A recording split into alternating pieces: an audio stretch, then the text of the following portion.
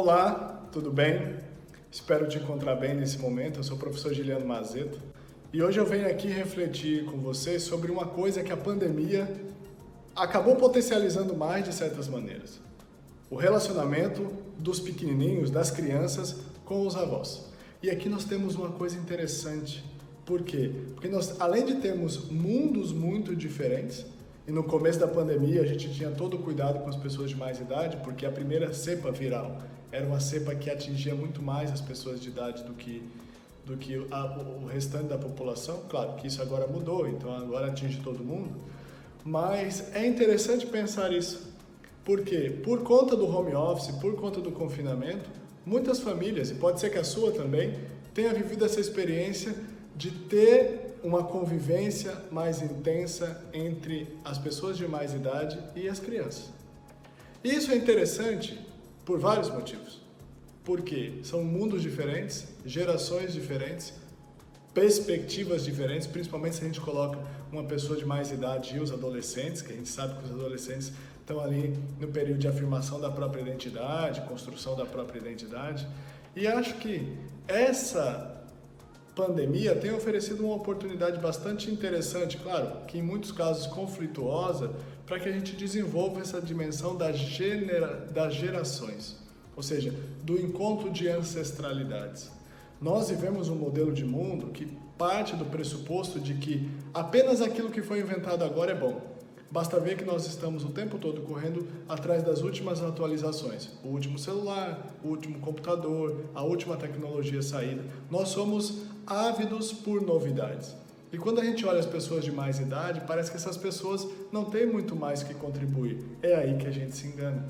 Por quê? Porque essas pessoas têm uma coisa que nenhuma tecnologia e nenhuma novidade pode criar, que é o benefício da experiência.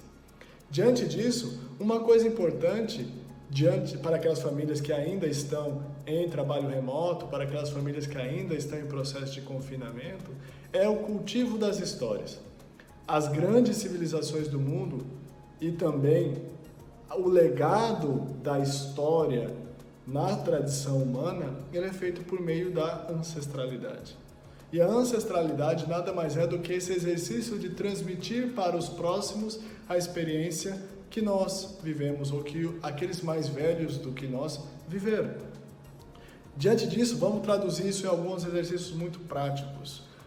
Permitam que as pessoas com mais idade contem as histórias. A gente fala e a gente sabe disso, que quanto mais a gente vai envelhecendo, mais a experiência da solidão a gente vai se arraigando em nós. Por isso que, por exemplo, os idosos gostam muito de conversar. E por isso que eles se sentem muito sós. Por quê? Porque não tem mais ninguém que os escuta. Nós vivemos a geração da instantaneidade. Então a gente quer sempre coisas muito rápidas que nos distraiam de uma maneira eficiente. Por isso que quanto mais brilho e efeito especial tem que ter. E as crianças hoje estão sendo viciadas desde pequenas em efeitos especiais. Por que as crianças hoje têm dificuldade com leitura em muitos casos? É porque o que acontece? Elas estão sendo educadas e viciadas pelos efeitos especiais das telas. As telas têm muito mais brilho que uma página de livro. Elas têm muito mais interatividade, por exemplo, que uma letra impressa num papel. Mas isso tem produzido o que nas crianças? Pouca imaginação. Construir um mundo mental a partir de uma leitura é muito mais complexo do que, por exemplo, receber tudo pronto por meio de um filminho assistido num canal de entretenimento. Mas o exercício de construir esse exercício mental produz a criatividade.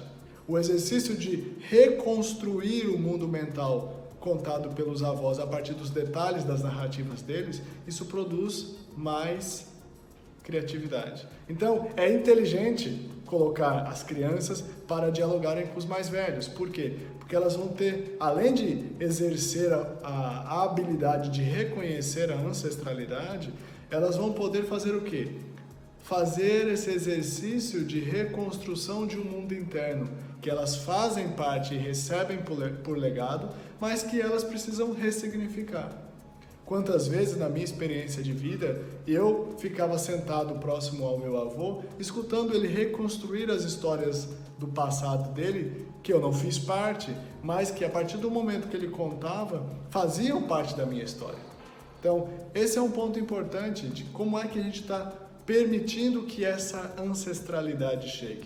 Um outro fator importante, que é fruto desse diálogo entre os mais velhos com as crianças e os adolescentes, é a capacidade de fazer com que eles aprendam a ouvir, aprendam a respeitar o espaço do outro, aprendam a se entusiasmar pela vida do outro. Porque aquela história que está sendo contada ali não é a história deles, mas é uma história que é de um outro e que pode me entusiasmar. E aí, vocês, pais, têm a oportunidade de se transformarem em exímios editores.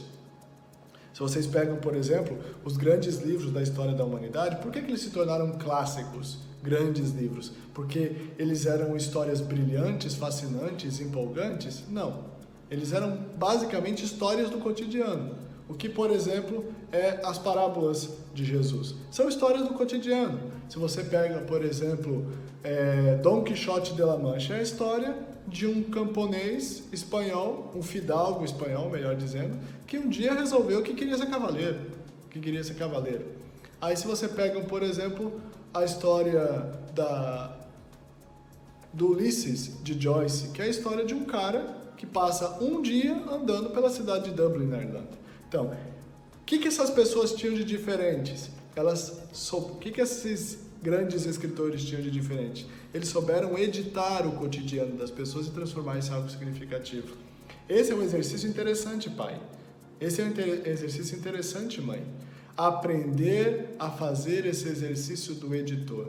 Porque uma vez que vocês fazem isso, vocês vão conseguir ajudar os seus filhos a entender que em cada discurso, em cada diálogo, há uma vida, há um valor e há uma visão de mundo por trás.